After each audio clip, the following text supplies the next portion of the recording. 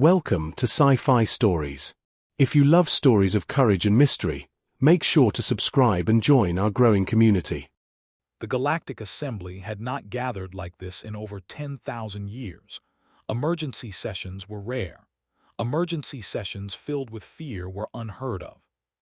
The obsidian amphitheater trembled with low, nervous murmurs as delegates from hundreds of worlds took their seats.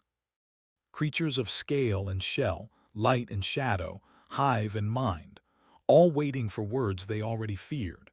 At the center dais stood High Consul Draxel of the Virexian Accord. His normally radiant green scales had faded to a sickly gray.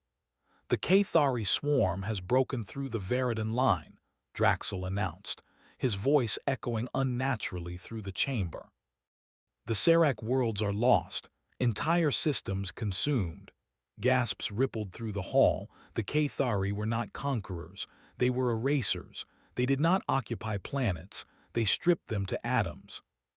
"And now," Draxel continued, swallowing hard, "the swarm moves toward the core worlds." Panic erupted, delegates shouting, translators overlapping, threats and prayers colliding. Then Draxel raised one trembling claw. "There is one remaining option." The chamber fell silent. "One option that terrifies me more than extinction itself." Slowly, reluctantly, he spoke the word. "Earth." The reaction was immediate. Outrage, horror, fear. Several delegates rose from their seats. The Fra ambassador snapped his mandibles in anger. "You dare suggest them? They are barely civilized," hissed the Tari emissary. "They don't follow our laws." "They don't follow anyone's laws." Then from the deepest shadows of the chamber a voice spoke, ancient, heavy, and rarely heard. "They do not fight wars," said the Unthes sea entity. "They end them." Silence returned, thicker than before. Earth. Humanity had been quiet for 40 years, not weak, not defeated, just absent. They had once joined the Galactic Council, briefly. They observed, they analyzed, they offered peace. And then they left. No trade, no alliances, no warnings. They returned to their Sol system and closed the door behind them. The galaxy called it arrogance. Now, facing annihilation, they wondered if it had been restraint. Back in the assembly, the arguments raged. "If we invite them," one delegate whispered, "they'll turn this war into extinction." Another shook their head slowly. "No. They'll erase the concept of war entirely."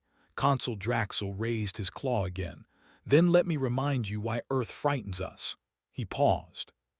27 years ago, there was a pirate lord. His name was Vesho. Vesho ruled the Outer Rim through terror, raiding colonies, enslaving populations, leaving silence where civilizations once stood. One day, he attacked a Terran outpost, not a military base. A research station. No defenses, no soldiers. He took 17 humans, just 17. 7 days later, Vesho vanished, not defeated, erased. Fragments of his flagship were found orbiting 3 separate stars. His asteroid fortress was reduced to drifting rubble. And carved into the remains in Terran script were 4 words: "Don't touch what's ours." The chamber was dead silent. Slowly, all eyes turned toward a sealed seat near the chamber wall. Terran observer. Inactive, it hadn't been occupied in decades. The doors opened. A single human entered. No armor, no weapons, no insignia, just presence. Ambassador Selene Ward. She walked calmly to the seat and sat down, folding her hands, smiling softly. Consul Draxel stood. "Ambassador Ward," she raised one finger. "We know," she said calmly. "You want our help." No one spoke. "You want the swarm stopped." Still silence. She leaned forward slightly, her gaze moving across the chamber, not hurried, not angry, evaluating.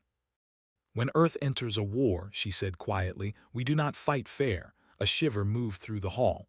"We do not fight long." Another pause. "And we do not fight twice."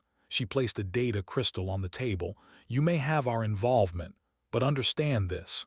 There will be consequences." 3 days later, the Cathari front line. Hive ships the size of moons advanced unchecked.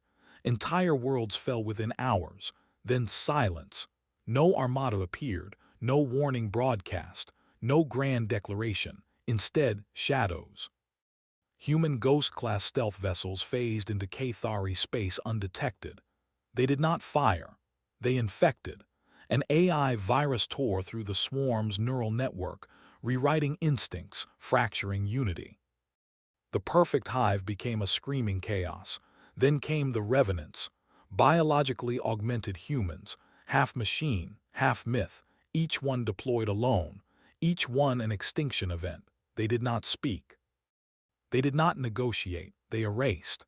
7 days later, the war was over. The swarm was not defeated. It was gone. No wreckage, no retreat, no survivors, just silence. And then Earth vanished again. Back to Saul. No demands, no medals, no gratitude requested. Only one final message left behind. Next time, handle your own monsters. Years later, the Galactic Assembly convened again. A young delegate stood, ambitious and hopeful.